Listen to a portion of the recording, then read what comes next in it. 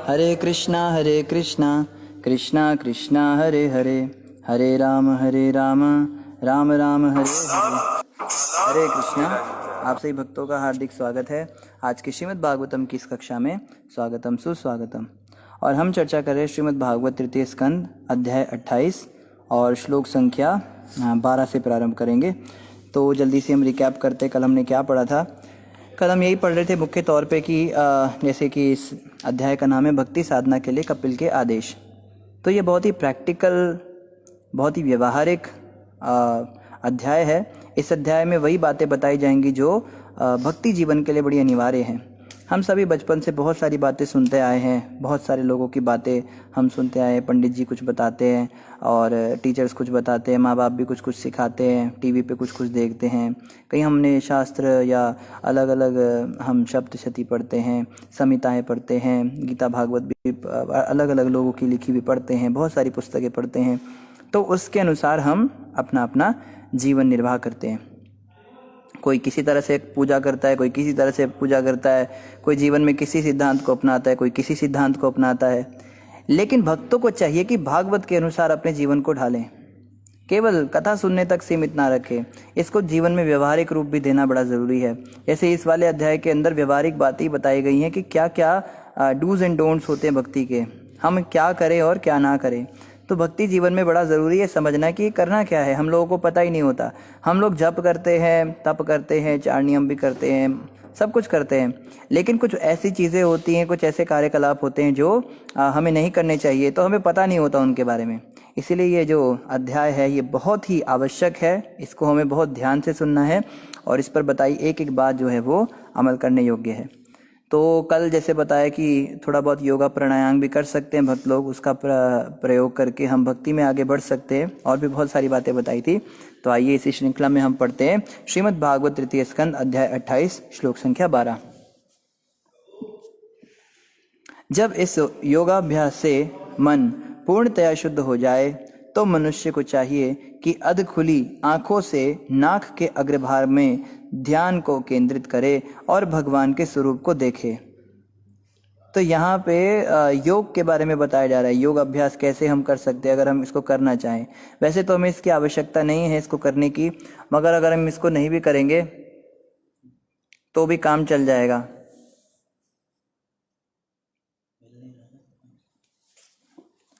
लेकिन फिर भी अगर हम इसको करना चाहें तो यहाँ पे पूरी पद्धति बताई हुई है इसकी।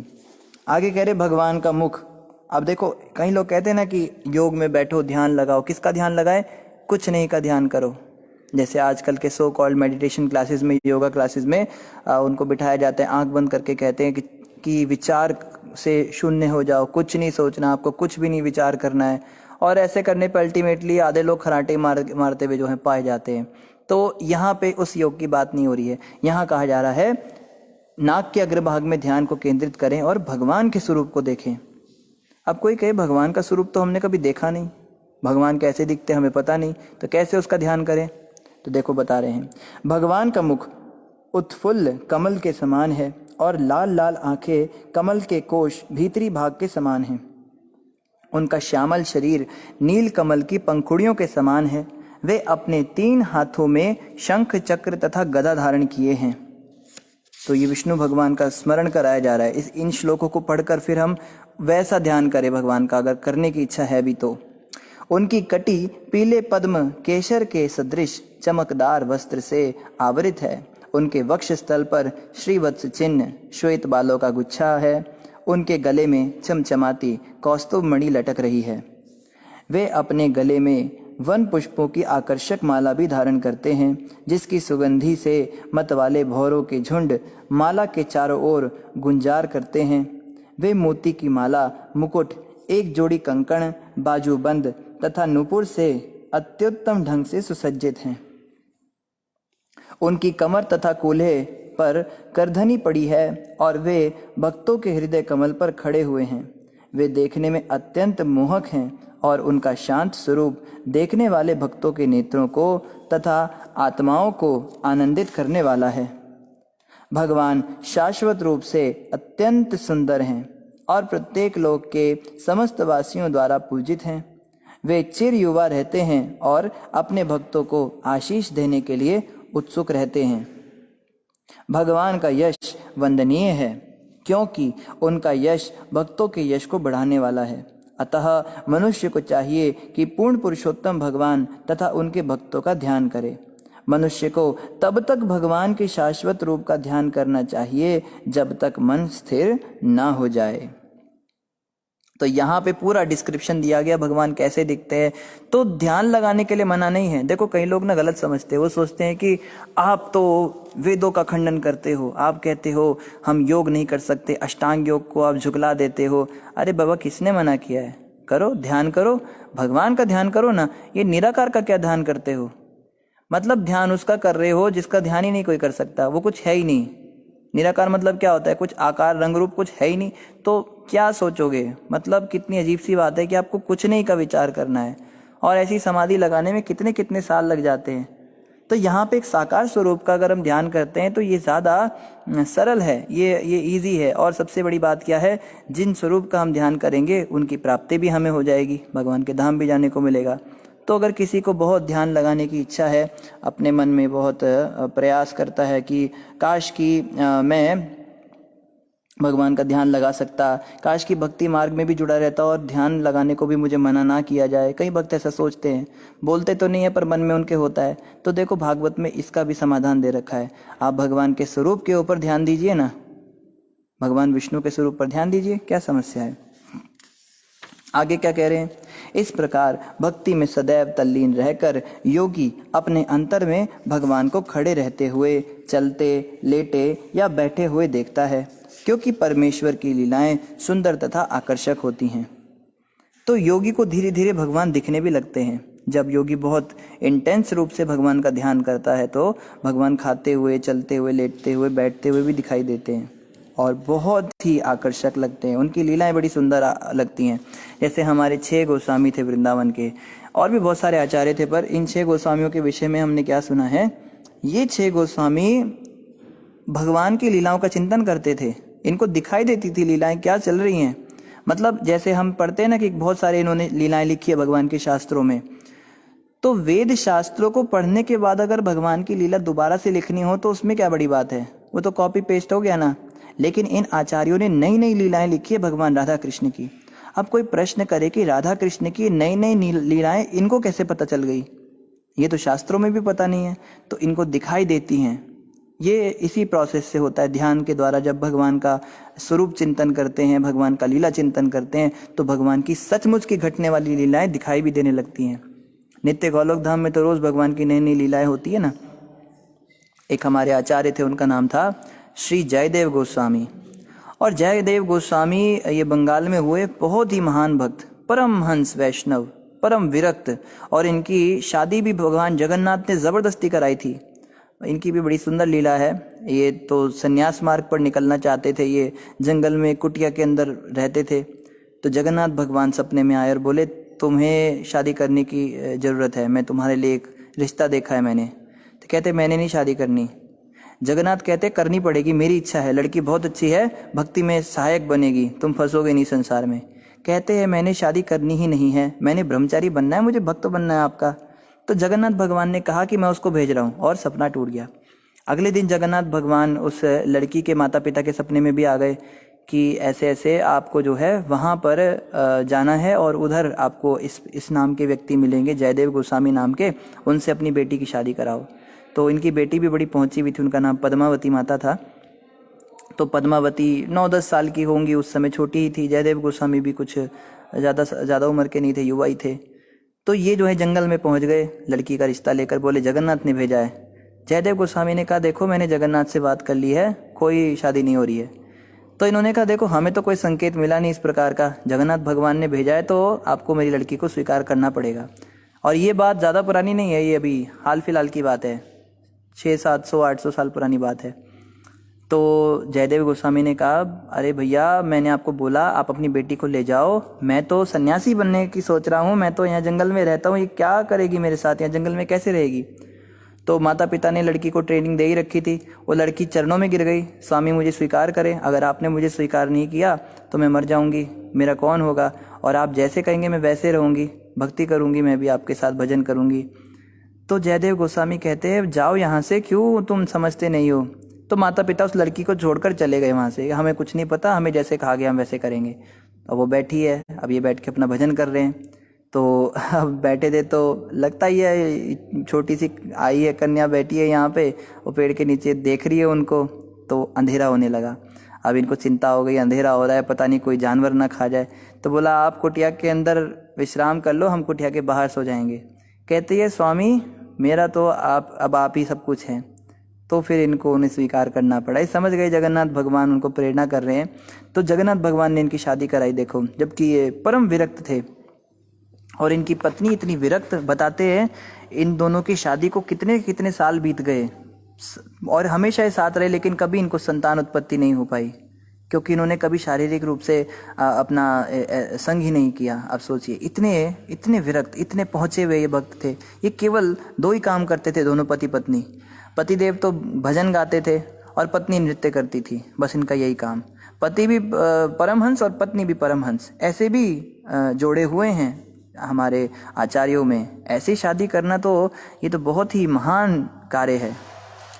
तो अब ये जो है, ये एक इन्होंने सोचा एक ग्रंथ लिखने का हमारा संकल्प हुआ है देवी। तो वो आई, आश्रम में रहने लगी, उन्हीं के साथ कुटिया में ही रहने लगी। पद्मावती माता बहुत ही सिंपल थी, वो ज़्यादा कुछ डिमांड नहीं करती थी और जल भर के लाती थी घड़े से और चूल्हे में भोजन पकाती थी, ठाकुर जी को भोग लगाकर अपने पतिदेव को खिलाती थी, उसके बाद ही कुछ खाती थी। बिना पति को खिलाए कभी नहीं खाती थी। और पतिदेव भी बड़े पहुँचे हुए थे, भगवान की भक्ति करते थे, भजन करते थे और भिक्षा में जो मिल जाए उसमें जीवन निर्वाह करते थे। तो इनके पति ने कहा मुझे एक संकल्प हुआ है, मैं गीत गोविंद नाम की एक पुस्तक लिखना चाहता हूँ। पद्मावती माता ने कहा बहुत बढ़िया, आप लिखिए, मैं आपकी सहायता करूँगी। तो गीत गोविंद के अंदर क्या लिखा है इन्होंने, जो इनको दिखाई देती थी वो लीलाएं लिखते थे। ये अपने कमरे में बैठते थे और झरोखे से, ये जो खिड़की होती है उससे बाहर इनको राधा कृष्ण की लीलाएं घटित होते हुए दिखती थी। बिल्कुल जैसे लाइव कमेंट्री चलती है ना, अरे अभी वो आया, बैट्समैन आया और उसने ऐसे बैटिंग की, ओ ये छक्का लगा, ऐसे करके बोलते ना, लाइव कमेंट्री देते। तो ये लाइव कमेंट्री लिखते थे। राधा रानी आई और कृष्ण भगवान ने ऐसा कहा और फिर गोपियों ने ये किया, फिर जो है भगवान हंसने लगे और फिर उसके बाद में आम का पौधा था वो उगने लगा, बड़ा हुआ। तो सब कुछ जो है ये बड़ी सुंदर संस्कृत भाषा में ये गीत गोविंद की रचना। और ये जो है ये ऐसी सिंपल कथा की तरह नहीं है, ये काव्य है, ये एक संगीत के रूप में उन्होंने लिखा। बहुत ही अद्भुत ग्रंथ है, पर इसको पढ़ने के लिए हमारे आचार्यों ने मना किया है, क्योंकि जयदेव गोस्वामी ने गीत गोविंद के पहले ही पन्ने पे लिखा है कि यह ग्रंथ केवल परमहंसों के आस्वादन के लिए है। जो परमहंस वैष्णव हैं, जो भगवान की भक्ति में पूरे पके हुए भक्त हैं, केवल वो ही इसका रसास्वादन कर सकते हैं। अन्य लोग अगर इसे पढ़ेंगे तो उनके लिए ठीक नहीं रहेगा। इसलिए हम इसका गायन वादन कर सकते हैं, जगन्नाथ भगवान को सुना सकते हैं, मगर इसको जो है वैसे नहीं पढ़ना चाहिए। तो उसमें जो है अब लीला देख रहे हैं। आप सोचिए, सामने से दिख रही है लीला। अब लीला देखते देखते क्या हुआ, एक लीला ऐसी आ गई कि राधा रानी जो है नाराज हो गई। राधा रानी को मान हो गया। मान मतलब थोड़ी सी नाराजगी हो जाती है। तो कृष्ण भगवान ऐसे ऐसे कार्यकलाप करते थे, श्रीमती राधा रानी कभी कभी मान लीला करती थी। तो वो बैठ गई और गुस्से में बैठ गई, मुंह फुलाकर बैठ गई। तो कृष्ण भगवान कहते हैं मान जाओ देवी। तो कहती नहीं, वो कुछ नहीं बोल रही हैं। कृष्ण भगवान उनको मना रहे हैं, बहुत कोशिश कर रहे हैं, पर वो मानती नहीं है। तब कृष्ण भगवान ने क्या किया, सीधा श्रीमती राधा रानी के चरणों को उठाया और अपने सिर पे लगाया। ये लीला देखते ही उनके हाथ से पेन छूट गया। जिस पेन से लिख रहे थे, जयदेव गोस्वामी के हाथ से पेन ही खिसक गया। वो कहते ये क्या हो गया। सारे जगत के जो मालिक हैं, जो सर्वेश्वर जगदीश्वर भगवान कृष्ण हैं, उन्होंने राधा रानी के चरणों को अपने सिर पर लगा लिया। तो इस बात को मैं कैसे लिख सकता हूँ। अब हम तो इतने ज़्यादा भावुक हो जाते हैं। हम तो कहते हैं वो ठाकुर, अरे वो तो हमारा छोरा है, वो तो हमारे ब्रज की गौवन का दूध पी पी के इतना बड़ा हुआ है, ऐसे ऐसे बोलते हैं ना लोग। तो इतना भी हल्का नहीं भगवान को बना देना चाहिए, इतना सस्ता नहीं बना देना चाहिए। कई लोग कहते हैं अजी राधे राधे बोलने से वो वृंदावन का ठाकुर ना वो तुम्हारे पीछे पीछे दौड़ेगा, वो काना दौड़ेगा। अरे भैया सोचो तो किसके लिए बोल रहे हो। ठीक है, तुम्हारा भाव है जो भी है, वो सर्वशक्तिमान भगवान है। उनकी पुरुष सूक्त से बड़े बड़े देवी देवता, ब्रह्मा जी, शिव जी, नारद जी, ये सब चुनिंदा श्लोकों से वेदों की इनकी स्तुतियां करते हैं और बहुत ध्यान से एक एक शब्द का प्रयोग करते हैं कि बिल्कुल भी कोई अपराध ना हो जाए। और तुम इतना ज़्यादा हल्के में लेकर उनको इस तरह से बोलते हो कि वो तो चोर है, वो तो गोपियों के कपड़े चुराने, वो तो छिछोरा है, ऐसे ऐसे शब्द लोग बोलते हैं। वो सोचते हैं बहुत ऊपर के भाव की बात बोल रहे हैं। पर भक्तों को बहुत ध्यान रखना चाहिए कि भगवान, वो तो भगवान है ना, परम भगवान है, तो उनका कोई भी लीला का वर्णन करने में बहुत ज़्यादा ध्यान रखना चाहिए। तो जयदेव गोस्वामी ने सोचा, कृष्ण भगवान ने राधा रानी का चरण अपने सिर पर रख लिया, इसको मैं कैसे लिख सकता हूँ। तो बहुत परेशान हो गए, बहुत घबरा गए और सोचने लगे कि अब मुझसे कुछ होगा नहीं। तो उठ के चले गए और माता पद्मावती को बोला कि मैं जा रहा हूँ देवी, और मैं स्नान करके आता हूँ, तुम भोजन बना के रखना, ठाकुर जी को भोग लगाना। तो ठीक है स्वामी, आप जाइए। तो जैसे गए वैसे ही तुरंत वापस भी आ गए थोड़ी सी देर में। अब पद्मावती माता सोचती है, रोज़ तो स्नान करने में इतना टाइम लग जाता है, आज इतनी जल्दी कैसे आ गए। तो वो कहती है, स्वामी अभी भोजन तो पका नहीं है, आप थोड़ी देर वेट कीजिए। कहते कोई बात नहीं, तुम बनाओ, तब तक मैं अंदर बैठा हूँ, मैं अपना ग्रंथ लिख रहा हूँ। तो अंदर जाके कुछ लिखने लगे ग्रंथ में। इतने में इन्होंने प्लेट लगा दी, भोजन की पत्तल लगा दी। तो बोला आप प्रसाद ले लीजिए। तो जयदेव गोस्वामी बाहर निकले और आके प्रसाद लेने लगे।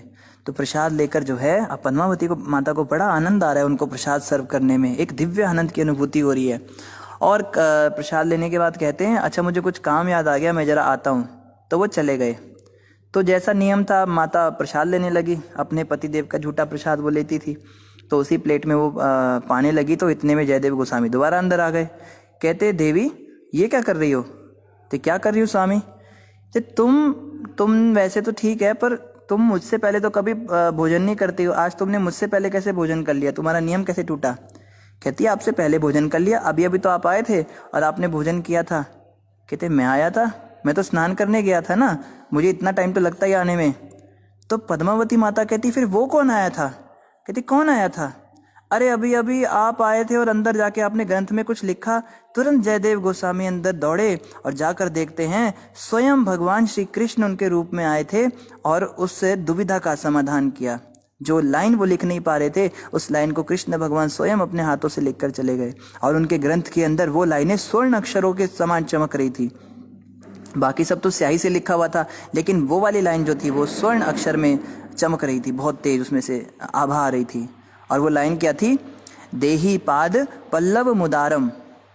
देही पाद पल्लव मुदारम, कि उन्होंने अपना चरण जो है पाद पल्लव, वो देही पाद पल्लव मुदारम उनके सिर पर रख दिया। इस प्रकार से वो खुद ही लेकर चले गए। तो जयदेव गोस्वामी कहती है धन्य हो तुम, तुम्हें तो कृष्ण भगवान के दर्शन हो गए, मैं तो इतना अभागा, वास्तव में तुम्हारी ही भक्ति श्रेष्ठ है। और वो कहते हैं लोग भगवान ठाकुर जी का मुझे भोग खाने दो। वो माता कहती है मैं अपना झूठा थोड़ा ना आपको खिलाऊंगी, तो मेरे नियम के खिलाफ है। कहते हैं मुझे कुछ नहीं पता, आज तो तुम्हारा झूठा मैं खाऊंगा क्योंकि तुम महाभागवत वैष्णवी हो। और वो उनका प्रसाद खाने लगे और पद्मावती माता जो है दोनों ही आनंद में आप्लावित हो गए। पद्मावती माता जोर जोर से रोने लगी, उनको अष्ट सात्विक विकार आ गए कि धन्य है हम, आज हमें भगवान हमारे घर में पधारे। और पूरे घर का वातावरण अलग ही हो गया था, अलग उसमें वाइब्रेशन और अलग ही एक उमंग, और साक्षात भगवान कृष्ण आए थे। तो कहने का अर्थ है कि जब हम स्वरूप चिंतन, लीला चिंतन के स्तर तक पहुंचेंगे तो भगवान की लीलाएं दिखाई भी देनी शुरू होंगी। मगर प्रभुपाद जी ने कहा है जबरदस्ती भगवान की लीलाओं का चिंतन नहीं करना चाहिए। हम जबरदस्ती आंख बंद करके कोई लीला सुनते हैं तो उसको इमेजिन करने की कोशिश करते हैं। अच्छा कृष्ण आए, अच्छा वो पेड़ पे चढ़ गए, पेड़ पे चढ़ के और सुबल सखा जो नीचे खड़े हैं वो आम मांग रहे हैं तो कृष्ण ने तोड़ा। ये हमें जबरदस्ती नहीं सोचना चाहिए। एक समय ऐसा आएगा जब ऑटोमेटिकली इन लीलाओं का चिंतन शुरू हो जाएगा, दिखनी शुरू हो जाएंगी। और ये कब होगा, ये तब होगा जब नाम परिपक्व होगा। ये जो महामंत्र है ना, हरे कृष्ण कृष्ण कृष्ण हरे हरे, हरे राम राम राम हरे हरे, इसके विषय में कहा है भगवान का नाम, गुण, लीला, रूप, ये सब कुछ नाम से स्फुरित हो जाता है हृदय में। भगवान कृष्ण का दर्शन भी इस हरि नाम से ही होगा, भगवान की लीलाओं का दर्शन भी इस हरि नाम से ही होगा, भगवान के गुणों का बखान भी इस हरि नाम की ही कृपा से हो पाएगा। हम कुछ भी कर पाएंगे तो हरि नाम की कृपा से कर पाएंगे। तो महामंत्र का जाप नहीं छोड़ना, इस महामंत्र को जपते रहना है। इसको जपते जपते जपते जपते एक समय ऐसा आएगा जब भगवान कृष्ण की लीला हमें दिखने भी लगेगी। तो यहाँ आगे बताया जा रहा है भगवान के नित्य रूप में अपना मन स्थिर करते समय योगी को चाहिए कि वह भगवान के समस्त अंगों पर एक ही साथ विचार न करके भगवान के एक एक अंग पर मन को स्थिर करे। तो जो लोग योग पद्धति से चलना चाहते हैं, जो भगवान का इस प्रकार से ध्यान करना चाहते हैं, उनको आगे समझाया जा रहा है कि एक साथ पूरे भगवान का दर्शन ना करें कि पूरे संपूर्ण विष्णु स्वरूप हमको दिखने लगे एकदम से चतुर्भुजी, नहीं, एक एक करके चरण हैं, चरण में अंगूठियां हैं और तुलसी रखी है, चंदन लगा हुआ है, नीले नीले चरण हैं और उनके जो नखून हैं उनसे बड़ी लाइट निकल रही है। थोड़ा सा ऊपर जाओ तो पायल पहनी हुई है, नूपुर पहनी है, फिर एक चमकदार धोती की छटा है, उसके ऊपर फेंट बांधा है, कमर पर करधनी लगी हुई है, कटी प्रदेश है, उसके ऊपर और भी आभूषण डाले हुए हैं। धीरे धीरे वक्षस्थल पर आकर खूब सारी मोतियों की माला दिख रही है और जो श्रीवत्स है वो दिख रहा है। कंधे एकदम दृढ़ हैं, चौड़ा वक्षस्थल है भगवान के, 4 हाथ हैं। इस प्रकार से धीरे धीरे अलग अलग अंगों को बहुत डिटेल में हमें ऑब्जर्व करना चाहिए। पर ये हम तब कर पाएंगे जब हम मंदिर के अंदर श्री विग्रह का ध्यान से दर्शन करेंगे। जब हम भगवान के मंदिर में जाते हैं तो हम देखते हैं ना कि जैसे प्रार्थना बजती है, गोविंदम आदि पुरुषम तमहम भजामि। तो जब ये प्रार्थना होती है तो सभी भक्त आगे आ जाते हैं भगवान का दर्शन करने। तब जो है हम क्या देखते हैं, आज नीली ड्रेस पहनी है, आज पीली ड्रेस पहनी है, आज भगवान ने मुकुट लगाया, बस हल्का हल्का, बहुत माइन्यूटली ऑब्जर्व करना चाहिए। अच्छा, कानों में क्या पहना है, किस तरह के कुंडल हैं, आँखों के ऊपर जो भगवान की भ्रिकुटी है, आईब्रोज हैं, वो कितनी सुंदर लग रही हैं, तिलक ऐसा मधुर है, चमक रहा है, गले में कितनी मालाएं हैं, और जो पुष्पों की माला उसमें कौन कौन से रंग के पुष्प हैं, और ड्रेस कैसी है भगवान की, इस पर क्या काम है, जरी का काम हो रखा है या सितारों का काम हो रखा है। तो ये सब जो है बहुत डिटेल में ऑब्जर्व करना चाहिए। जब हम मंदिर के अंदर ठाकुर जी के विग्रहों को बहुत ध्यान से दर्शन करेंगे तो आंख बंद करके जप करते समय वही स्वरूप हमें दिखाई भी देने लगेगा, उसका फिर चिंतन आसान हो जाएगा। ऐसे हम खुद से इमेजिन करेंगे तो गलत भी इमेजिन कर सकते हैं, लेकिन अगर हम जिन भी विग्रह के प्रति हमारा बड़ा रुझान है, जैसे किसी को बांके बिहारी का स्वरूप बहुत सुंदर लगता है तो वो उनका ध्यान करे, किसी को राधा रमण बहुत सुंदर लगते हैं, आकर्षक लगते हैं, उनका ध्यान करे। कोई लोकल मंदिर में जाते हैं तो वहाँ जैसे उधमपुर से जो सुन रहे हैं वो गौर राधा कृष्ण भगवान के दर्शन करते हैं तो वो अच्छे लगते हैं। जो अमृतसर से सुन रहे हैं भक्त वो गौर निताई भगवान का दर्शन करते हैं तो वो उनका स्वरूप चिंतन कर सकते हैं। या कुछ भक्त पाकिस्तान से सुन रहे हैं तो आपके यहाँ पे जो मंदिर है वहाँ पे आप जाते हैं, वहाँ पे जैसे ठाकुर जी का स्वरूप देखते हैं। तो जो जहाँ पे जिन ठाकुर जी का दर्शन रखता है, जिनकी सेवा करता है, उसको उनसे स्वाभाविक रूप से एक अटैचमेंट हो जाता है, तो उनका बहुत ध्यान से स्वरूप चिंतन हम कर सकते हैं। नहीं तो विष्णु भगवान का तो चिंतन कर ही सकते हैं जैसा यहाँ बताया जा रहा है।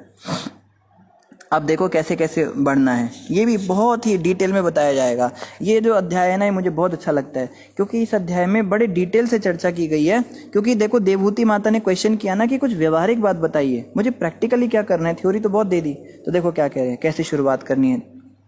भक्त को चाहिए कि सर्वप्रथम वह अपना मन भगवान के चरण कमलों में केंद्रित करे। हमें ऊपर से नीचे नहीं जाना चाहिए, हमें नीचे से ऊपर जाना चाहिए जब हम दर्शन करते हैं भगवान का। चरण कमलों में क्या, जो वज्र, अंकुश, ध्वजा तथा कमल चिन्हों से सुशोभित रहते हैं। भगवान के चरण के जो तलवे होते हैं ना, उनमें ये सब निशान होते हैं, अंकुश, वज्र, ध्वजा इत्यादि। फिर सुंदर माणिक से उनके नाखूनों की शोभा चंद्रमंडल से मिलती जुलती है और हृदय के गहन तम को दूर करने वाली है। भगवान के जो नखून है उनसे ऐसी लाइट निकलती है जो हमारे हृदय के अंदर जो अंधकार है उसको दूर करने वाली है। पूज्य शिव जी भगवान के चरण कमलों के प्रक्षालित जल से उत्पन्न गंगा नदी के पवित्र जल को अपने सिर पर धारण करके और भी पूज्य हो जाते हैं। तो उन्हीं चरणों से, जिन चरणों का हम ध्यान कर रहे हैं, उन्हीं चरणों से गंगा निकलती है और गंगा जो निकलती है उसको जो पूज्य शिव जी हैं वो अपने सिर पर धारण करते हैं। और सिर पर जब गंगा जी को धारण करते हैं तो और भी अधिक वंदनीय पूजनीय हो जाते हैं, उनको फिर गंगाधर के नाम से जाना जाता है।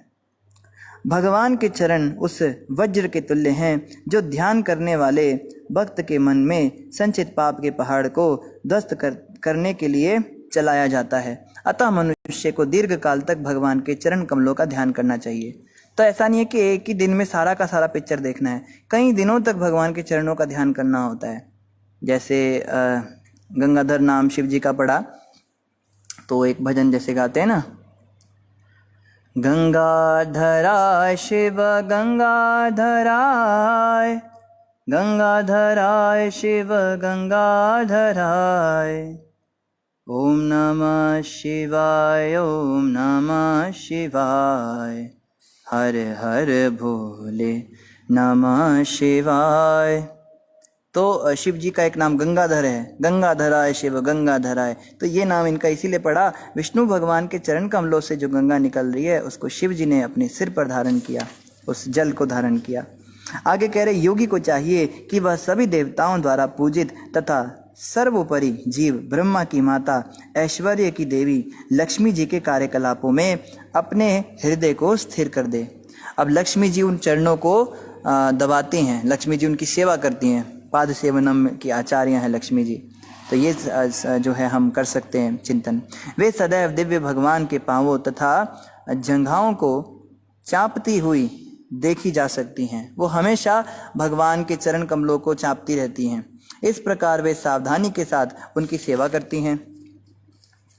फिर ध्यान में योगी को अपना मन भगवान की जांघों पर स्थिर करना चाहिए जो समस्त शक्ति की आगार हैं। अब थोड़ा सा ऊपर जाएंगे तो भगवान की जंघाएं आएंगी।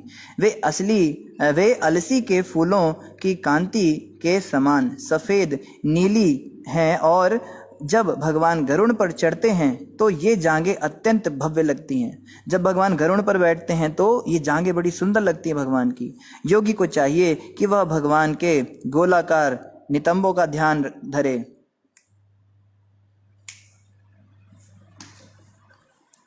जो करधनी से घिरे हुए हैं, और यह करधनी भगवान की एड़ी तक लटकते पीतांबर पर टिकी हुई हैं। ये करधनी भगवान अपने कूल्हों पर पहनते, कमर पर पहनते हैं, और उसके नीचे एक पीतांबर होता है जो भगवान के एड़ी तक लटका रहता है। तब योगी को चाहिए कि वह भगवान के उदर के मध्य में स्थित चंद्रमा जैसी नाभि का ध्यान करे। उनकी नाभि संपूर्ण ब्रह्मांड की आधारशिला है, जहाँ से समस्त लोकों से युक्त कमल नाल प्रकट हुआ है। तो भगवान की नाभि से एक ऐसा कमल नाल निकला है जिसमें से ब्रह्मा जी उत्पन्न हुए और ब्रह्मा जी से सारा का सारा संसार प्रकट हुआ। तो एक प्रकार से देखें तो भगवान की नाभि से ही सारे संसार की उत्पत्ति हुई। यह कमल आदि जीव ब्रह्मा का वास स्थान है। इसी तरह योगी को अपना मन भगवान के स्तनाग्रों पर केंद्रित करना चाहिए, जो श्रेष्ठ मरकत मणि की जोड़ी के सदृश हैं और जो उनके वक्ष स्थल को अलंकृत करने के लिए मोतीमाला की दुग्ध धवल किरणों के कारण श्वेत प्रतीत होती हैं। तो ये जो है इस प्रकार से उनके वक्ष स्थल का हम चिंतन कर सकते हैं। फिर कह रहे योगी को भगवान के वक्ष स्थल का ध्यान करना चाहिए, जो देवी लक्ष्मी का आवास है। भगवान का वक्ष स्थल मन के लिए समस्त दिव्य आनंद तथा नेत्रों को पूर्ण संतोष प्रदान करने वाला है। तो भगवान का जो ये वक्ष स्थल है, इसको देखकर भक्तों को जो है पूर्ण संतोष और आनंद की अनुभूति होती है। आगे क्या बता रहे हैं? तब योगी को अपने मन में संपूर्ण विश्व द्वारा पूजित भगवान की गर्दन का ध्यान धरना चाहिए।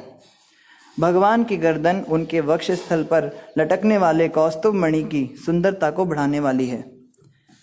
तो भगवान की जो गर्दन है वो शंख के समान होती है। शंख के समान का ये मतलब नहीं कि उसकी शेप शंख जैसी होती है। शंख में हम देखते 3 रेखाएं होती हैं। आप में से जिस किसी ने शंख का बड़ा ध्यान से उसको देखा हो तो उसके अंदर 3 रेखाएं होती हैं। तो वैसे ही 3 रेखाएं भगवान की गर्दन पर होती है और वो शंख के समान ही दृढ़ होती है और बड़ी सुंदर लगती है और भगवान के वक्ष स्थल की शोभा को बढ़ाती है। जो कौस्तुभ मणि और दूसरी मालाएं भगवान के वक्ष स्थल पर टिकी होती हैं वो इस गर्दन से ही शुरू होती हैं। इसके बाद योगी को भगवान की चारों भुजाओं का ध्यान करना चाहिए, जो प्रकृति के विभिन्न कार्यों का नियंत्रण करने वाले देवताओं की समस्त शक्तियों के स्रोत हैं। फिर योगी चमचमाते उन आभूषणों पर मन केंद्रित करे जो मंदराचल के घूमने से रगड़े गए थे, और उसे चाहिए कि भगवान के चक्र सुदर्शन चक्र का भी ठीक से चिंतन करे, जो 1000 आरों से तथा असह्य तेज से युक्त है। साथ ही वह शंख का ध्यान करे जो उनकी कमल सदृश हथेली पर हंस सा प्रतीत होता है। फिर योगी को चाहिए कि वह प्रभु की कौमुदकी नामक गदा का ध्यान करे, जो उन्हें अत्यंत प्रिय है। यह गदा शत्रुतापूर्ण सैनिक असुरों को चूर चूर करने वाली है और उनके रक्त से सनी हुई है। तो भगवान के चक्र का नाम बताया है। भगवान विष्णु जो चक्र अपने उंगली पर धारण करते हैं उनका नाम होता है सुदर्शन चक्र, और भगवान की जो गदा है उसका नाम होता है कौमुदकी। कौमुदकी नाम की गदा होती है। योगी को भगवान के गले में पड़ी हुई सुंदर माला का भी ध्यान करना चाहिए, जिस पर मधुर गुंजार करते हुए भौरे मंडराते रहते हैं। भगवान की मोती की माला का भी ध्यान करना चाहिए, जो उन शुद्ध आत्माओं की सूचक है जो भगवान की सेवा में लगे रहते हैं। तब योगी को भगवान के कमल सदृश मुखमंडल का ध्यान करना चाहिए, जो इस जगत में उत्सुक भक्तों के लिए अनुकंपावश अपने विभिन्न रूप प्रकट करते हैं। उनकी नाक अत्यंत उन्नत है और उनके स्वच्छ गाल उनके मकराकृत कुंडलों के हिलने से प्रकाशमान हो रहे हैं। तब योगी भगवान के सुंदर मुखमंडल का ध्यान करता है, जो घुंघराले बालों, कमल जैसे नेत्रों तथा नाचती भौहों से सुशोभित हैं। इसकी शोभा, इसकी छटा के आगे भौरों से गिरा कमल तथा तैरती हुई मछलियों की जोड़ी मात खा जाती है। बहुत डिटेल में बताया जा रहा है ये, जब चिंतन करने बैठे स्वरूप का, तो इस प्रकार से हम इन श्लोकों को पढ़कर चिंतन कर सकते हैं। योगी को चाहिए कि भगवान के नेत्रों की कृपा पूर्ण चितवन का ध्यान पूर्ण समर्पण भाव से करे, क्योंकि उससे भक्तों के अत्यंत भयावह 3 प्रकार के कष्टों का शमन होता है। प्रेम भरी मुस्कान से युक्त उनकी चितवन विपुल प्रसाद से पूर्ण है। इसी प्रकार योगी को भगवान श्री हरि की उदार मुस्कान का ध्यान करना चाहिए, जो घोर शोक से उत्पन्न उनके अश्रुओं के समुद्र को सुखाने वाली हैं, जो उनको नमस्कार करते हैं। उसे भगवान की चाप सदृश भौहों का भी ध्यान करना चाहिए, जो मुनियों की भलाई के लिए, कामदेव को मोहने के लिए भगवान की अंतरंगा शक्ति से प्रकट हैं। योगी को चाहिए कि प्रेम में डूबा हुआ भक्ति पूर्वक अपने अंतरतम में भगवान विष्णु के अट्ठहास का ध्यान करे। अट्ठहास मतलब उनकी हंसी, मंद मंद मंद मुस्काते हैं भगवान। उनका यह अट्ठहास इतना मोहक है कि इसका सरलता से ध्यान किया जा सकता है। भगवान के हंसते समय उनके छोटे छोटे दांत चमेली की कलियों जैसे दिखते हैं और उनके होठों की कांति के कारण गुलाबी प्रतीत होते हैं। एक बार अपना मन उनमें स्थिर करके योगी को कुछ और देखने की कामना नहीं करनी चाहिए। इस मार्ग का अनुसरण करते हुए धीरे धीरे योगी में भगवान हरि के प्रति प्रेम उत्पन्न हो जाता है। इस प्रकार भक्ति करते हुए अत्यंत आनंद के कारण शरीर में रोमांच होने लगता है। तो ये सब जो लक्षण प्रकट होने शुरू हो जाएंगे, और गहन प्रेम के कारण शरीर अश्रुओं की धारा से नहा जाता है। अभी तो आँख हल्की हल्की सी गीली हो जाती है, वो आंसू निकल ही नहीं रहा होता, उसको ज़बरदस्ती निकालने के लिए इमोशनल थॉट्स हम लाते हैं, वो करते हैं, वो कभी कभी निकल जाती है। पर यहाँ पे कहा जा रहा है नहीं, जब भगवान से प्रेम होगा ना तो उसकी अश्रु धाराएं ऐसी निकलेंगी, पूरा शरीर भीग जाएगा।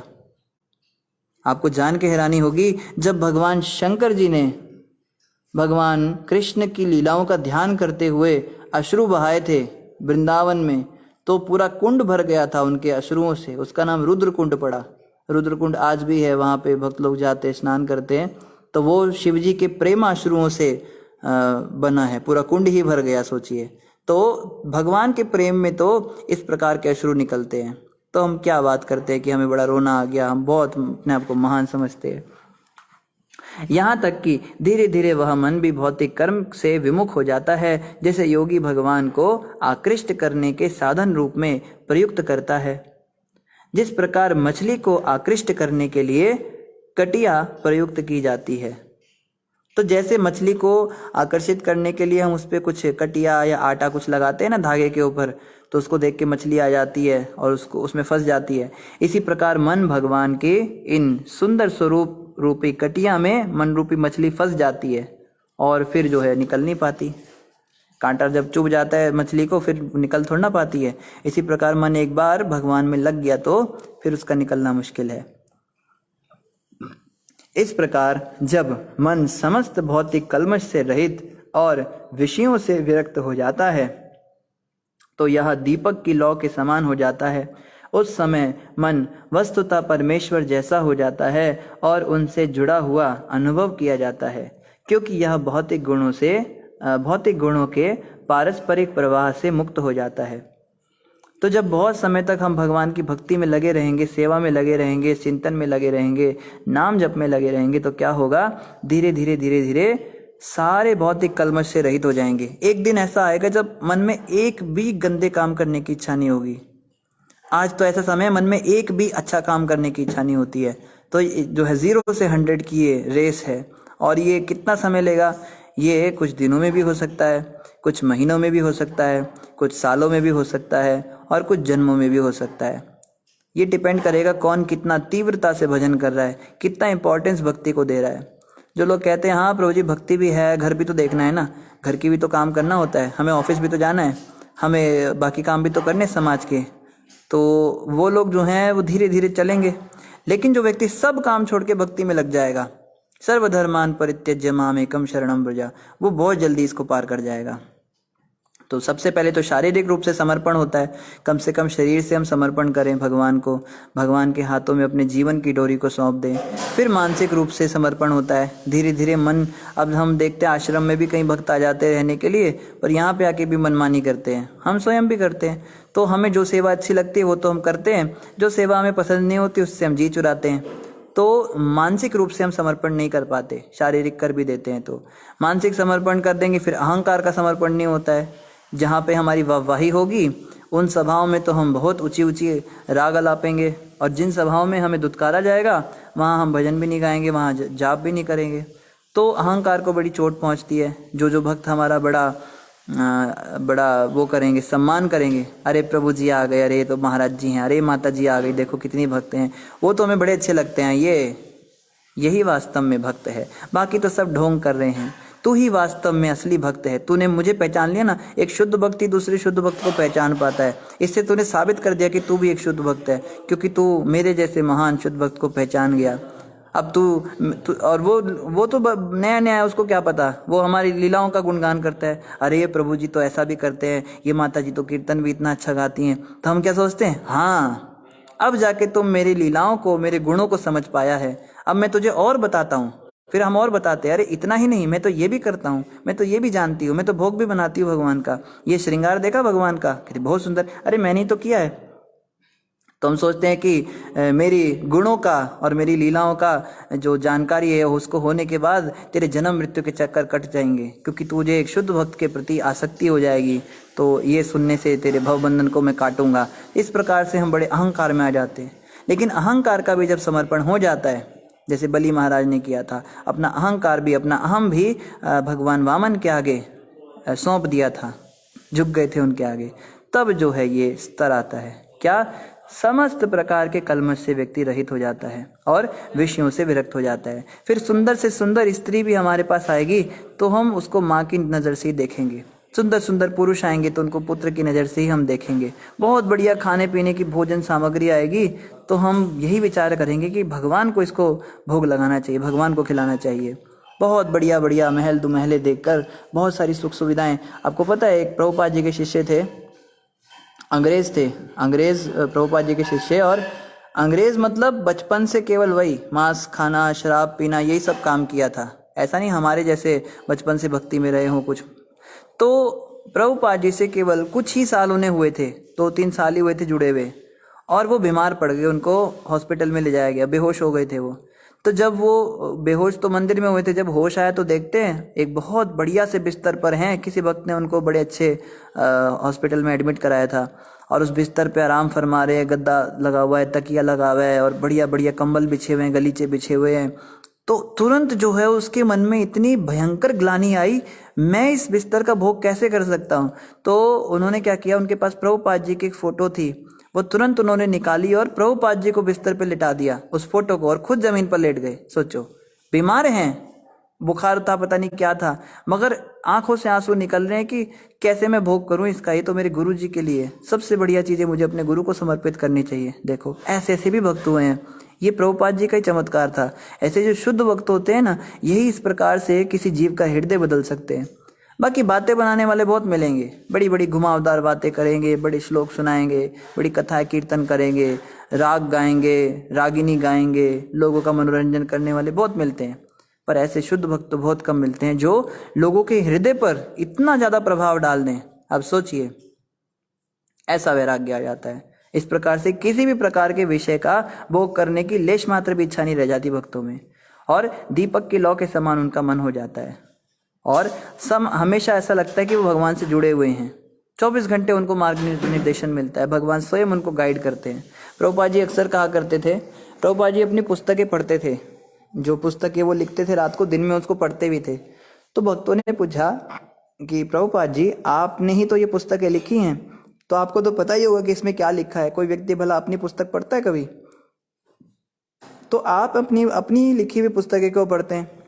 तो प्रभुपाद जी ने बड़ा सुंदर जवाब दिया। प्रभुपाद जी कहते हैं, ये पुस्तकें मैंने नहीं लिखी, ये पुस्तकें भगवान लिखवाते हैं। भगवान कृष्ण मेरे कान में एक एक शब्द बोलते हैं और मैं एज इट इज़ उसको लिखता हूँ। इसलिए प्रभुपाद जी की भगवद गीता का नाम है Bhagavad Gita as it is. उसके पीछे एक ये भी कारण है, कृष्ण भगवान जैसे जैसे उनको बोलते थे उन्होंने बस वैसे वैसे लिखा। ये उन्होंने बताया अपने कुछ शिष्यों को, अंतरंग शिष्यों को। और कृष्ण भगवान लिखते समय तो कृष्ण भगवान बोल रहे थे, तो बाद में मैं उसको पढ़ता हूँ कि भगवान ने क्या लिखा है। तो शुद्ध भक्ति का जब स्तर आता है हमारा, तो ऐसा भी समय आएगा जब भगवान साक्षात बोलेंगे हमको, ये करो ऐसा करो। जैसे हम आपस में बात कर रहे हैं ना, ऐसे ही हृदय से भगवान बातें करेंगे, ऐसा भी समय आएगा। और क्योंकि यह भौतिक गुणों से के पारस्परिक प्रवाह से मुक्त हो जाता है, उस समय भौतिक गुणों से ये मुक्त हो जाएगा ना, तब ऐसा होगा। अभी तो फंसे हुए हैं, अभी तो बस खाली स्त्री चिंतन, पुरुष चिंतन, बच्चों का चिंतन, कुत्ते का चिंतन, गाड़ी का चिंतन, ऑफिस का चिंतन, मंदिर में है तो प्रतिष्ठा का चिंतन, मेरी पोस्ट ना हिल जाए, मेरी कुर्सी ना चली जाए, मेरी मठाधीश की मेरी गद्दी ना चली जाए, मेरे चेले ना भाग जाएं। ये आजकल तो गुरुओं को बड़ी टेंशन रहती है, मेरे चेले कोई चुरा ना ले। आजकल चेलों की चोरी होती है। एक गुरुजी कथा कर रहे हैं, बहुत बढ़िया बाबा जी हमें दीक्षा दे दो। हाँ हाँ दीक्षा लो, जैसे प्रसाद बंटता है ना, ऐसे दीक्षा बंटती है आजकल। दे दी दीक्षा। कल को किसी और के प्रवचन में बैठ गया, वहाँ कहता है वो तो आप तो उनसे भी अच्छा प्रवचन करते हो, हमने तो लेकिन उनसे दीक्षा ले ली। कोई बात नहीं, आज से तुम मेरे शिष्य है, उसकी दीक्षा मैंने रद्द कर दी, आज से तुम मेरे से दीक्षा ले लो।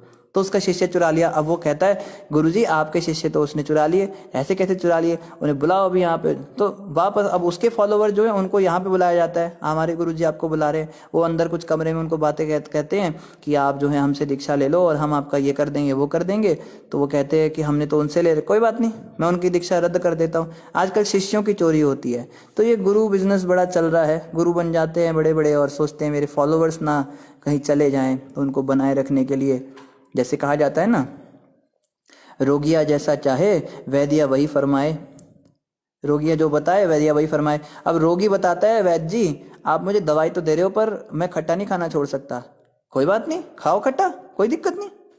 अच्छा वैद्य जी मैंने सुना है कि बुखार में हमको तला हुआ नहीं खाना चाहिए, पर मुझसे तो ये नियम का पालन नहीं होगा। कोई बात नहीं, खाओ, तला हुआ खाओ। जैसे जैसे रोगी कह रहा है वैसे वैसे वैद्य बता रहा है। तो ऐसे कभी रोगी का इलाज होगा क्या? ये वैद्य तो बस खाली उससे पैसे लेकर और उसको खुश करके और उसका सत्यानाश करवाएगा, खुद का भी सत्यानाश करेगा, उसका भी। तो आजकल ऐसे गुरु होते हैं, जैसे जैसे शिष्यों को सहूलियत होती है ना, उसके अनुसार गुरु ढल जाते हैं। शिष्य क्या कहते हैं, शिष्य बोलते हैं गुरुजी हमसे जो है मांस मछली छोड़ा नहीं जाएगा। कोई नहीं, खाओ, खूब खाओ। तुम क्या खाते हो? गुरुजी भी खाते हैं। और गुरुजी को कहते हैं गुरुजी शराब नहीं छूटती, पियो। हैं एक हमारे पिताजी एक बात सुनाया करते थे।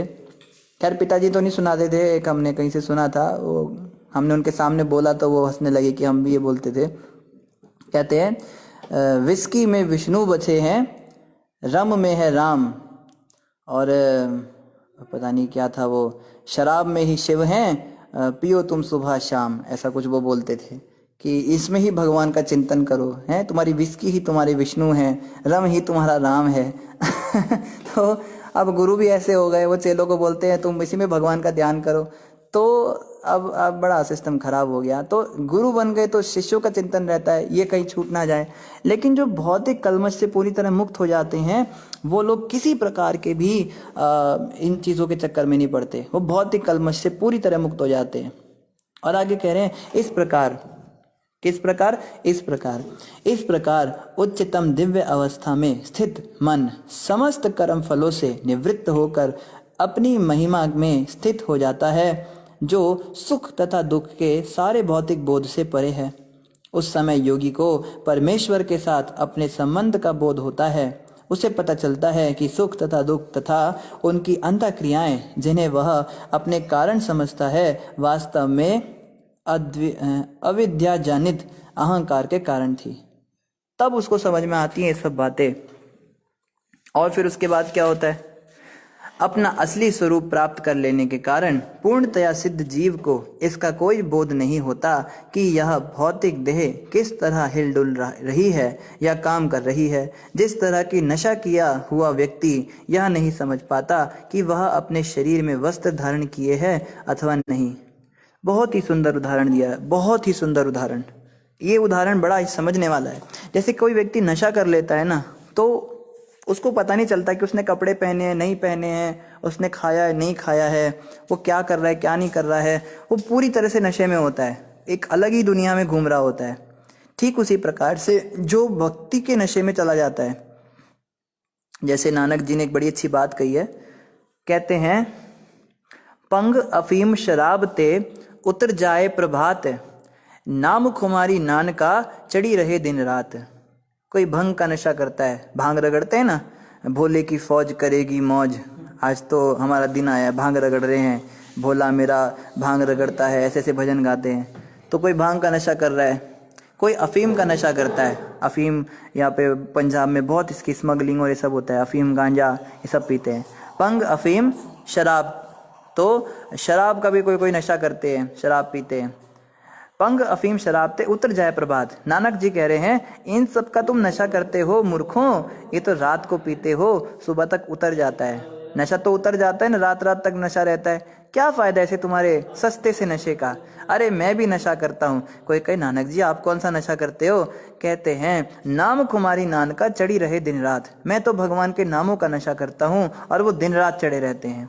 हरे कृष्ण कृष्ण कृष्ण हरे हरे, हरे राम राम राम हरे हरे। तो कई भक्त कहीं से बाहर वाले लोग बोलते हैं ये इस्कॉन वाले ना नशा करते हैं, पक्का ये लोग नशा करते हैं। इतना कोई कैसे नाच सकता है, इतनी ऊंची ऊंची उछाले मारते हैं और किसी को देखते भी नहीं, परवाह भी नहीं करते। अरे हम हल्का सा पैर हिलाते हैं तो 4 लोगों की तरफ हमारी नजरें जाती हैं। ऐसा हो ही नहीं सकता कि नशा ना करते हो। तो अब बाहर के लोगों को क्या पता है क्या करते हैं। कई लोग कहते हैं ये लोग नशा करके इतना जप करते हैं, दिन भर बैठे रहते हैं। और जैसे कीर्तन में कोई भजन कीर्तन हो रहा होता है, बड़ी अच्छा कोई गा रहा है धीरे धीरे, तो लोग आंख बंद करके घंटों घंटों बैठे रहते हैं, तो उनको लगता है नशा करके बैठे हैं। तो बात उनकी सही है, नशा तो हम करते हैं, लेकिन हम नाम का नशा करते हैं। प्रभु के नाम का नशा तो ऐसा ही होता है। एक महाराज जी एक प्रवचन में बता रहे थे, रशिया में एक प्रोग्राम हुआ। रशिया जो देश है कम्युनिस्ट कंट्री है, वहाँ पे हम खुल के प्रचार नहीं कर सकते। वहाँ की सरकार कहती है यहाँ इस देश में किसी धर्म का प्रचार नहीं हो सकता। लेकिन आपको जान के हैरानी होगी, सनातन धर्म का प्रचार पूरे जोरों शोरों पे हो रहा है। रशिया के अंदर हजारों लोग जो हैं अब हिंदू धर्म सनातन धर्म अपना रहे हैं, भक्त बन रहे हैं कृष्ण भगवान के। तो वहाँ एक हॉल बुक किया भक्तों ने, और उस हॉल के अंदर कीर्तन चल रहा है और भक्त लोग सब नाच रहे। वहीं के लोकल लोग थे, रशियन लोग ही थे, और वो लोग हरि नाम गा रहे हैं, महामंत्र गा रहे हैं और नाच रहे हैं। और उसी हॉल के बगल में दूसरा हॉल था, एक ही दीवार थी, तो दूसरी ओर एक बॉल पार्टी चल रही है। वहाँ पे शराब के नशे हो रहे हैं और वो लोग सारे गलत काम कर रहे हैं और नाच रहे हैं। तो जब उन्होंने आवाज़ें सुनी चिल्लाने की, ये जो नशेड़ी लोग थे इन्होंने भक्तों की आवाज़ें सुनी। भक्त जब नाचते हो तो चिल्लाते हैं हरि बोल हैं, जोर जोर से चिल्ला चिल्ला के नाच रहे हैं, कूद रहे हैं। तो इनको आवाज़ आई कि बगल वाले हॉल में ऐसा भी क्या हो रहा है कि इतना चिल्ला रहे हैं, ये तो बहुत ज़्यादा एंजॉयमेंट कर रहे हैं, इधर तो इतना एंजॉयमेंट आ नहीं रहा है, हम भी नाच रहे हैं। पर फिर कुछ जो है कुछ गोरे उनमें से निकले उस पार्टी से और जाके झांकने लगे दूसरे हॉल में।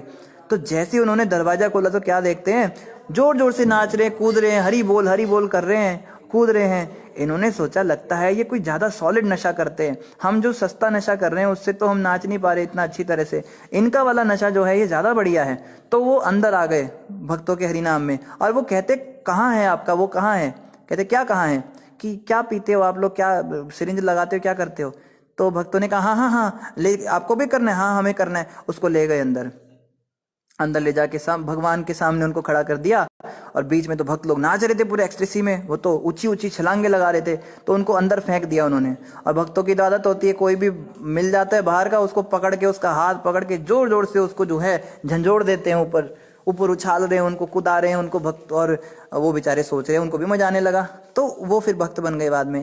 कहने का मतलब ये है कि जो नशेड़ी व्यक्ति होता है वो जिस प्रकार से समझ नहीं पाता कि वो उसने कपड़े पहने नहीं पहने, इसी प्रकार जो प्रभु की मस्ती में मस्त हो जाता है, हरि नाम का नशा करता है, फिर वो क्या करता है, वो इस बोध को भूल जाता है कि शरीर कैसे काम कर रहा है, इस शरीर की, वो शरीर के स्तर से ऊपर चला जाता है।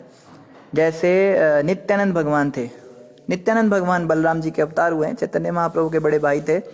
नित्यानंद भगवान अवधूत अवस्था में रहते थे, वो कभी कपड़े पहने कभी नहीं पहने।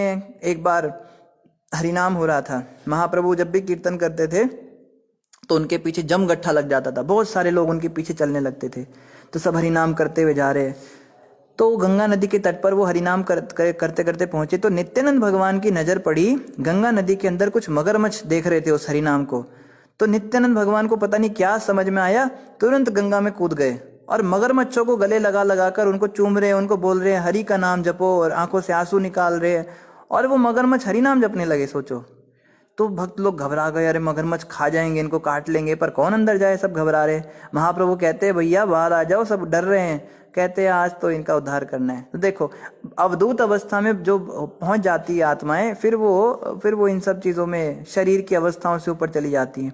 स्वयं चैतन्य महाप्रभु, जब चैतन्य महाप्रभु झारखंड के जंगलों से जा रहे थे, तो वहां पे शेर, चीते, वाघ और सांप, हाथी, बिच्छू, बंदर सब खड़े हुए देख रहे हैं महाप्रभु को। और महाप्रभु उस समय अकेले थे, और बहुत घना जंगल था, और उनके साथ एक बलभद्र भट्टाचार्य, उनके एक शिष्य थे, सेवक थे, वो साथ में थे। तो बलभद्र भट्टाचार्य घबरा गए इतने सारे हिंसक पशुओं को देखकर। तो महाप्रभु क्या करने लगे, वो कहते हैं कि डर रहा है तो चलो शेरों को कहते हैं हरि बोल, और वो शेर 2 पैरों पे खड़े होकर नाचने लगा, हरि बोल कर रहा है, और सारे शेर नाचने लगे उसको देखकर। महाप्रभु बंदरों को देखकर कह रहे हरि बोल, और बंदर उछलने लगे और ऊंची ऊंची उछाले, और बंदर तो बंदर ही होते हैं, वो नाच रहे हैं, कूद रहे हैं दो पैरों पे खड़े होकर। और हिरन और शेर जो है आपस में गले मिल रहे हैं, एक दूसरे को चूम रहे हैं, सांप नाच रहे हैं, हाथी नाच रहे हैं। ऐसा कोलाहल मच गया पूरे के पूरे जंगल के अंदर, उस झारखंड के जंगल में सब तरफ हरि बोल की ध्वनियां होने लगी। तो जो आत्मा के स्तर पे पहुंच जाते, ये तो खैर साक्षात भगवान ही थे, महाप्रभु और नित्यानंद भगवान। लेकिन कोई जैसे भक्त भी जब इस लेवल पर पहुंच जाते हैं तो वो भी इस प्रकार के चमत्कार दिखाते हैं। जैसे हमने रमाई ठाकुर की कथा सुनी थी, रमाई ठाकुर ने शेर को दीक्षा दी। एक शेर बार बार एक गांव में आकर सबको परेशान करता था, तो उसको जो है उन्होंने बोला कि बेटा क्यों तंग करता है, चल तू भगवान का भक्त बन जा। उसको दीक्षा दे दी, उसको अपना शिष्य बना लिया, और वो शेर बिल्कुल बिल्ली की तरह उनके चरणों में बैठता था, और वो उसका सिर सहलाते थे, और पूरी तरह शाकाहारी हो गया था वो शेर। एकादशी के दिन अन्न भी नहीं खाता था, सोचो, शिष्य बन गया था। तो ऐसी आत्माएं जो शरीर के स्तर से उठ जाती हैं, ये समझ नहीं पाती शारीरिक चीजों में क्या हो रहा है। इनके लिए फिर ये नियम है। जैसे जैन मुनि होते हैं ना, ये कपड़े नहीं पहनते और ऐसे ही घूमते हैं, तो ये तो थोड़ा सा आर्टिफिशियल हो जाता है। लेकिन वास्तव में जो ऋषभ भगवान थे, जिनके ये अनुयायी हैं, ऋषभ भगवान इस स्तर पे थे। तो अगर आप कपड़े ना पहनकर और ऐसा दिखा रहे हो कि हम शरीर के स्तर से ऊपर उठ चुके हैं, आत्मा के स्तर पर आ चुके हैं, तो वो चीज भी दिखानी चाहिए ना। शेरों को और चीतों को गले भी लगाना चाहिए, तब तो कोई माने कि ये वास्तव में आत्मा के स्तर पर है। तो चलो, अब अपना अपना संप्रदाय, हम किसी को कुछ कह नहीं सकते, पर बात समझने की यही है कि वास्तव में जो भक्ति के अंदर पूरी आत्माएं होती हैं, वो इस प्रकार के लक्षण प्रकट कर सकते हैं कि वो पूरी तरह शारीरिक अवस्थाओं से ऊपर उठ जाते हैं। तो लगभग समय पूरा हो गया है। अशोक जी कह रहे हैं, गुरुजी 2 साल बाद आपने मेरे सवाल का आज जवाब दिया है, इसकी रिकॉर्डिंग ज़रूर सेंड कीजिए, प्रणाम गुरुजी। अशोक प्रभु, हम कोई गुरुजी तो नहीं है पहली बात, और आपके प्रश्न का उत्तर आज आपको साक्षात भगवान ने ही दिया है। हम कौन होते देने वाले, कपिल भगवान ने ये उत्तर दिया है, तो हमें तो पता नहीं कौन सा उत्तर आपको मिल गया, पर चलो अच्छा लगा जान के आपको आपके प्रश्न का उत्तर मिला। और अशोक जी पूछ रहे हैं परमहंस क्या होता है। अशोक प्रभु, परमहंस का मतलब होता है, जैसे हंस होता है ना, हंस को अगर आप पानी मिले हुए दूध में छोड़ दो तो वो दूध ग्रहण कर लेता है और पानी छोड़ देता है। हंस के पास ये कला होती है। ये काम कोई मशीन भी नहीं कर सकती। दूध और पानी को कोई अलग नहीं कर सकता, लेकिन हंस ऐसा होता है, वो केवल दूध ग्रहण कर लेता है और पानी छोड़ देता है। इसी प्रकार से जो भक्त होते हैं भगवान के, वो क्या करते हैं, उनको वो इस संसार के अंदर रहते हुए सांसारिक विषयों में रमकर उसमें से भक्ति की जो काम की चीजें उसको अपने आत्मसात कर लेते हैं जीवन में, और जो बेकार की चीज होती है उसको त्याग देते हैं। जैसे किसी पापी से पापी व्यक्ति को भी किसी संत के साथ छोड़ दो ना, तो वो संत उस पापी व्यक्ति के अंदर से भी कुछ चीजें सीख लेता है, उससे भी कुछ ग्रहण कर लेता है कि इसके अंदर देखो पाप करने की कितनी शिद्दत है, कितना ज्यादा ये कितना आसक्त है पाप से। ऐसी आसक्त में भगवान से क्यों नहीं हो जाता। हमारे एक भक्ति विनोद ठाकुर महाराज थे। भक्ति विनोद ठाकुर कहते थे, मुझे भगवान की भक्ति करने के लिए जो प्रेरणा मिलती है, जो प्रोत्साहन मिलता है, वो कर्मियों को देखकर मिलती है। जब मैं किसी व्यक्ति को देखता हूँ वो परिवार के लिए इतना पागल है, न दिन देख रहा है, न रात देख रहा है, न बारिश देख रहा है, न धूप देख रहा है, लगा हुआ है अपने परिवार को खुश करने के लिए, तो मैं सोचता हूँ कि देखो ये एक सांसारिक व्यक्ति के लिए इतना कर रहा है, तो मुझे भगवान के लिए कितना करना चाहिए। तो मैं भी उससे बड़ी प्रेरणा लेकर और रात दिन और ये सब जो आप देख रहे कर पाता हूँ। किसी ने उनसे पूछा था आपकी प्रेरणा का स्रोत क्या है, तो इन लोगों को भी हंस कहते हैं, ऐसे भक्तों को भी हंस कहते हैं।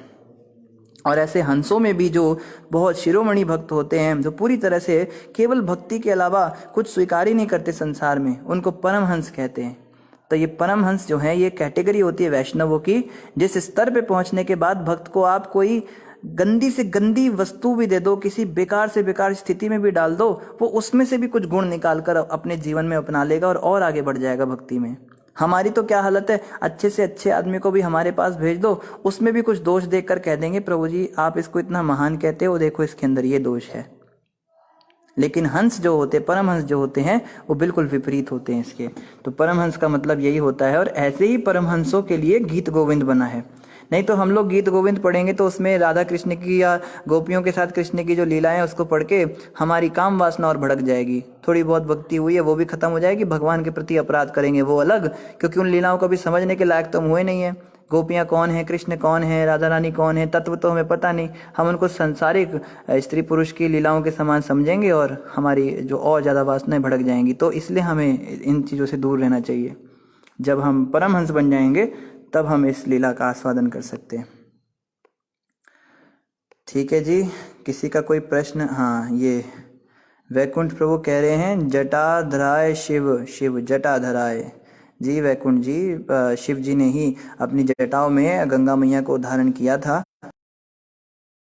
निकला हुआ जल है। इसी से पता लगता है कि शिव जी बहुत बड़े भक्त हैं भगवान के, और वो वैष्णवों के अग्रगणी हैं, सरताज हैं। हम वैष्णव लोग शिव जी के आचरण का अनुसरण करने का प्रयास करते हैं। शिव जी के जीवन से बहुत सारी शिक्षाएं हैं, बहुत सारी शिक्षाएं, और हम सभी भक्तों को शिव जी के जीवन का आदर्श समझना चाहिए। देखो शिव जी ब्रह्मचारी नहीं रहे, शिव जी गृहस्थ बने, लेकिन पत्नी और बच्चे होने के बावजूद भी हमेशा विरक्त वेश में ही दिखते हैं। वो ऐसा नहीं कि पैंट कोट पहन के या और देवताओं की तरह कुंडल और सुंदर सुंदर मालाएं धारण करके रहें। वो तब भी शमशान की जो राख होती है उसको ही लगा के रखते हैं शरीर पर, कि सदैव मृत्यु का चिंतन करो, ये शरीर भी एक दिन इसी राख में मिलना है। इस बात को हमें याद रखना चाहिए। घर गृहस्थी वालों को तो ज़्यादा याद रखना चाहिए, क्योंकि चारों तरफ वही माहौल होता है, और इतना सारा वैभव ऐश्वर्य दूसरों को देते हैं। शिव जी के भक्त जो होते हैं वो बड़े माला माल हो जाते हैं, थोड़ी सी भक्ति करते। शिव जी का एक नाम आशुतोष है, बहुत जल्दी प्रसन्न हो जाते हैं, बहुत जल्दी गुस्सा भी हो जाते हैं। तो भगवान शंकर जी अपने भक्तों को बहुत देते हैं, बड़े बड़े महल दुमहले देंगे, घर गाड़ी बंगला, कितना कुछ देते हैं। तो सोचो उनके पास कितना होता होगा, जो दूसरों को दे रहा है उसके पास कितना होगा। इतना होने के बावजूद भी हमेशा किसी शिला पर बैठे हुए मिलते हैं, शिव जी किसी महल के अंदर नहीं दिखते, शिव जी किसी बहुत सुंदर गगनचुंबी इमारत के अंदर नहीं दिखते। बहुत सुख सुविधाएं, एसी लगी हुई है और कार खड़ी है आगे, मर्सिडीज बेंज खड़ी है, या घर में बहुत वो लगा रखे, गलीचे बिछा रखे हैं, बिल्कुल सिंपल, एक शेर की खाल के ऊपर उसको बिछा के अपना आसन लगा के बैठ जाते हैं। तो शिव जी से हमें सीखना है कि गृहस्थ जीवन के अंदर रहकर भी हमें त्यागी रहना है, मन से त्यागी रहना है। हम अपनी पत्नी बच्चों को तो बढ़िया बढ़िया बिस्तर पर सुलाएं, पर स्वयं फर्श पर सोए। हम अपनी पत्नी बच्चों को तो बढ़िया बढ़िया खिलाएं, इसमें तो कोई कमी नहीं करनी है, चलो वो हमारी जिम्मेदारी है, पर स्वयं तो ना उनके साथ लग जाएं। अब मैं अपने पिताजी का उदाहरण देता हूँ। हमारे पिताजी ने नाम ले रखा था कि नहीं गुरु जी का, तो वो अंडे वगैरह नहीं खाते थे, बिल्कुल नहीं खाते थे। प्याज लहसुन खा लेते थे पर मांस अंडा बिल्कुल नहीं खाते थे। लेकिन बचपन में हमें थोड़ा क्रेज चढ़ा, हमने कहा ये क्या होता है, अंडा क्या होता है, बचपन में हमने भी इतना खाया नहीं था, तो वो हमें खिला। हमारे पिताजी कहते थे मैं तो नहीं खाऊंगा, तुम लोगों को खाना है तो खा लो। तो मेरी माता जी पकाती थी, कभी बाहर से आते थे, हमने अंडे खाए, हमारी माता जी भी खा देती थी कभी कभी, लेकिन हमारे पिताजी कभी नहीं खाते थे। उनको हम कितना भी कह दे, कितना भी फोर्स करें, उन्होंने खाने ही नहीं है। और बाद में जब हम संस्था से जुड़े तो हमें अकल आ गई, हमने कहा बड़े पाप कर दिए, हमें तो नहीं खाना चाहिए था, तब हमने खुद से छोड़ा। हमारे पिताजी ने कभी हमें नहीं कहा। कहने का मतलब विरक्ति होनी चाहिए थोड़ी सी, कि अपने नियमों पे पक्के रहे। हमारे घर वाले पसंद करते हैं शादी ब्याहों में जाना, बहुत ज़्यादा सगे संबंधियों के बीच में रहना, पर हम भक्त हैं तो हमें अपने नियमों से कॉम्प्रोमाइज़ नहीं करना है। आप लोगों को जाना है, आप लोगों को एंजॉय करना है, करो। आप लोग नाचो, घोड़ी के आगे नाचो, डीजे के आगे नाचो, घोड़ी के पैर के नीचे नाचो, जैसे नाचना है नाचो, पर हम अपने नियमों से कॉम्प्रोमाइज़ नहीं करेंगे। हम नाचेंगे तो बस ठाकुर जी के आगे ही नाचेंगे। हम जो हैं, हम गाएंगे तो अपने ठाकुर के आगे गाएंगे, भगवान कृष्ण के आगे भजन गाएंगे। हम अब हमारी 16 माला का नियम है, जब हमारी मंत्र जाप का नियम होगा, साधना का नियम होगा, उस समय हम कुछ नहीं करेंगे। घर में कितने भी बड़े बड़े फंक्शन हो, कुछ भी हो, हम अपने नियमों से कॉम्प्रोमाइज ना करें। ये बात का थोड़ा सा हमें ध्यान रखना होगा। ये शिव जी से बहुत सारी हम शिक्षाएं ले सकते हैं। शिव जी का जीवन तो बड़ा ही आदर्श जीवन है। एकता माता कह रही कृष्ण भगवान का नशा होता है प्रभु जी। बिल्कुल एकता माता, कृष्ण भगवान का तो नशा नहीं होता, कृष्ण नाम का नशा होता है। हरे कृष्ण कृष्ण कृष्ण हरे हरे, हरे राम राम राम करके महाप्रभु के अंदर अष्ट सात बाई जब इस नाम को जपती थी तो वो पूरी तरह भूल जाती थी कि वो स्त्री हैं, उनको पुरुष देख रहे हैं, उन्हें कोई सुधि नहीं रहती थी। नारद जी जब अपनी वीणा पर इस महामंत्र का जाप करते हैं तो वो पूरी तरह से भूल ही जाते हैं संसार को, और नाचते नाचते किसी लोक में जाना होता है और किसी और लोक में पहुंच जाते हैं। जब शिवजी इस महामंत्र का जाप करते हैं तो उनकी जटाएं खुल जाती हैं और अपना डमरू निकालकर उसको बजाकर ऊंचे स्वर से नाचने लगते हैं। और जब शिवजी का नृत्य उनके बच्चे देखते हैं तो बताते हैं गणपति मृदंग बजाने लगते हैं और पार्वती माता भी आ जाती हैं और सब जो है हरिनाम संकीर्तन होता है घर में। तो इस महामंत्र का तो नशा है ना, लेकिन देखो ना हम पे असर नहीं कर रहा है ये। इसे समझना हम कितने बीमार व्यक्ति हैं, हम पे ये क्यों नहीं हो रहा है, हमारे साथ क्यों नहीं। हम जब महामंत्र का जाप करते हैं तो हमारे साथ ये सब क्यों नहीं होता है, क्योंकि हम बीमार हैं। हमें इस बीमारी से बाहर निकलने का क्या रास्ता है, फिर पूछे कोई, तो रास्ता भी यही है। इस महामंत्र का जाप करते करते ही एक दिन इस महामंत्र का नशा भी हमको होना शुरू हो जाएगा, ये भाव भी प्रकट होने शुरू हो जाएंगे। तो माता बस मंत्र का जाप करते रहिए, नाम को भूलो मत। तो इन्हीं शब्दों के साथ आप सभी का धन्यवाद। ग्रंथराज श्रीमद् भागवतम महापुराण की जय, जगत गुरु शिला प्रभुपाद की जय, गौर भक्तवृंद की जय। वैकुंठ प्रभु ने दोनों लिंक डाल दिए हैं, तो भक्त ग्रुप भी ज्वाइन कर लें और महाराज जी का प्रवचन भी सुन लें। इसके अलावा कल एकादशी का व्रत है। आप सभी भक्तों में जो एकादशी का व्रत नहीं रखते, कृपया करके कल से प्रयास कर सकते हैं। जिनको व्रत रखना नहीं आता वो हमें पर्सनली फेसबुक पर मैसेज करके पूछ सकते हैं, व्रत की पूरी विधि बता देंगे। एकादशी का व्रत विशेष रूप से कृष्ण भक्ति प्रदान करने वाला है। जो एकादशी का व्रत रखते हैं उन्हें भगवान कृष्ण की भक्ति में बहुत जल्दी आगे उन्नति मिलती है।